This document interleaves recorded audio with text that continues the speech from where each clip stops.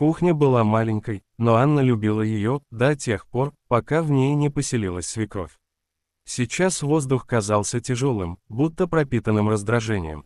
«Опять ты лук пережарила», — протянула Людмила Петровна, заглядывая в сковороду. Сергей с детства такое не ел. Анна медленно помешала соус. Она уже знала, если ответит, будет скандал. Если промолчит, будет еще хуже. Свекровь вздохнула громко, демонстративно, так, чтобы услышали даже соседи. «В наше время жены уважали старших», — добавила она, присаживаясь за стол, «а сейчас, кто вас воспитывал?» Анна почувствовала, как внутри что-то дрогнуло. Не злость, усталость, тупая, накопленная месяцами. Сергей сидел в комнате, уткнувшись в телефон, делая вид, что ничего не слышит. «Сережа», — громко сказала свекровь, — «ты видишь, как со мной разговаривают». Я ведь обиделась. Очень. Она смотрела на Анну победно, почти с наслаждением. И тут раздался звонок телефона. Сергей вышел в коридор, понизил голос. Анна выключила плиту, медленно, спокойно, вытерла руки полотенцем и повернулась. «Значит так», — сказала она ровно, без крика, «мама обиделась и ждет извинений». Свекровь подняла брови, ожидая оправданий. «Забирай ее и катитесь отсюда. Без разговоров». Слова упали, как тарелка на кафель, без шансов склеить. Сергей замер в дверях. Людмила Петровна побледнела. «Ты вообще понимаешь, что сказала?» – прошептала она. Анна посмотрела прямо в глаза. «Понимаю. Впервые за долгое время, очень хорошо понимаю». И в этот момент стало ясно, назад дороги уже нет. Сергей стоял посреди кухни, будто его прибили к полу. Он смотрел на Анну так, словно видел ее впервые, не спокойную и удобную, а твердую, чужую, решившуюся. «Ты это, серьезно сейчас?» – наконец выдавил он. Анна не повысила голос. Это пугало сильнее крика. «Серьезнее некуда. Я больше не живу под постоянным судом». Людмила Петровна резко поднялась со стула. «Вот оно как», – всплеснула руками. «Я, значит, мешаю. Я, мать. Я жизнь тебе отдала, Сережа». Она подошла к сыну почти вплотную, положила руку ему на грудь, словно ставя клеймо собственности. «Скажи ей, скажи, что она обязана извиниться». Сергей сглотнул. «Мам, может, не сейчас». «Не сейчас», ее голос сорвался на визг, «значит, ты выбираешь ее».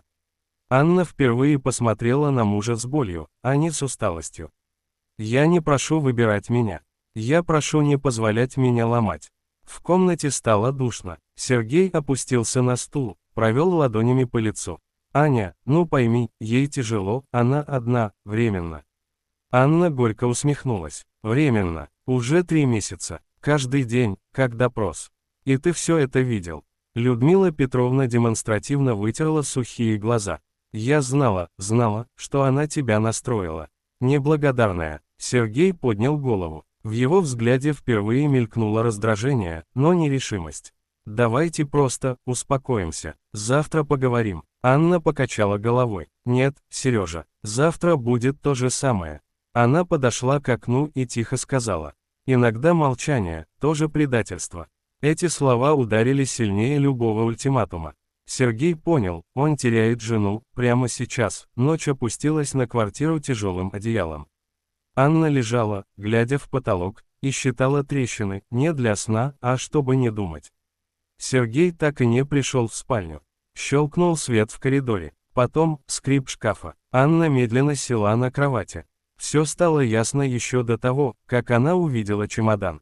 Сергей вытаскивал вещи молча, будто боялся разбудить не ее, себя. Руки дрожали. Он складывал рубашки неровно, мял их, потом снова расправлял. «Ты уходишь», — сказала Анна. «Не вопрос. Констатация». Он вздрогнул. «Я, на время, пока все не уляжется». Из кухни донесся шепот Людмилы Петровны. «Сережа, ты все взял. Там холодно, куртку не забудь». Анна медленно встала и вышла в коридор. Босиком, по холодному полу. «Ты правда думаешь, что можно просто выйти и потом вернуться, будто ничего не было?» Сергей опустил глаза. «Она моя мать. Я не могу ее бросить.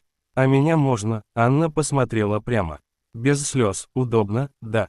Людмила Петровна появилась в дверях с натянутым сочувствием. «Не драматизируй. Муж должен быть рядом с матерью. Ты поймешь, когда-нибудь. Анна впервые позволила себе улыбнуться, горько. Нет, я как раз все поняла сейчас. Сергей взял чемодан. Ручка щелкнула громко, как выстрел. Он остановился у двери. «Аня, если я вернусь». Она перебила мягко, но окончательно. «Если ты уходишь сейчас, возвращаться будет уже не к кому». Он колебался секунду. Этого было достаточно. Дверь закрылась. Анна осталась в тишине, где больше не было страха, только пустота и странное, тяжелое облегчение. Утро встретило Анну непривычной тишиной. Никто не хлопал дверцами шкафов, не комментировал завтрак, не вздыхал так, будто в доме случилось горе. Тишина сначала пугала, потом лечила.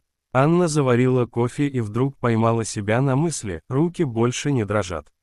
Она сидела у окна и смотрела, как просыпается город, и впервые за долгое время дышала полной грудью. Прошел день, потом второй. Анна начала возвращаться домой без тяжести в груди. Выкинула старые тряпки, которые еще пригодятся, переставила мебель, будто выдавливая из квартиры чужое присутствие. А у Сергея все было иначе. Квартира матери встретила его запахом валерьянки и недовольства. «Ты поздно», — сразу сказала Людмила Петровна, я волновалась. «Я работал, мам. Раньше ты всегда звонил», — холодно заметила она, видно, она тебя отучила заботиться. Сергей сжал челюсти. Каждый вечер превращался в отчет, где был, с кем говорил, почему так долго. Он вдруг понял, он вернулся не домой, а под контроль. Однажды ночью он услышал, как мать по телефону жалуется соседке. «Да, бросил жену ради меня, конечно, я ему дороже». Эти слова резанули. Он сел на кровать и впервые задал себе вопрос, от которого раньше убегал. А если дело было не в Анне? А Анна тем временем начала жить заново. Без шума, без мести, без показной силы, просто, свободно. И именно эта свобода стала для Сергея самым страшным открытием. Прошел месяц. Сергей стоял у знакомого подъезда, сжимая в руках букет, который Анна любила раньше, до всех этих, мам сказала, потерпи, и не сейчас. Он поднялся пешком. Лифт показался слишком быстрым для такого решения. У двери он долго не нажимал звонок. Репетировал слова, все звучали слабо. Анна открыла почти сразу. Она изменилась, не внешне, а глубже. Взгляд стал спокойным, чужим. «Привет», — начал он, — «я понял. Все понял. Я должен был быть на твоей стороне». Она молчала. «Мама», она ждала, что ты извинишься, сказал он неловко, будто оправдываясь, но теперь я вижу, как все было неправильно. Анна чуть наклонила голову. «Нет, Сережа, неправильно было не это». Она посмотрела прямо. «Неправильно было то, что ты молчал, когда меня ломали». Он опустил букет. «Дай мне шанс. Я выберу тебя». Анна вздохнула. «Спокойно. Выбор делают вовремя, а не тогда, когда остаешься один». В коридоре было светло и пусто. «Я больше не буду ждать, пока меня защитят», — тихо добавила она, — «я научилась защищать себя сама». Она закрыла дверь без хлопка. Мягко, окончательно, а Людмила Петровна еще долго ждала извинений. Только теперь, от сына, который впервые перестал быть удобным.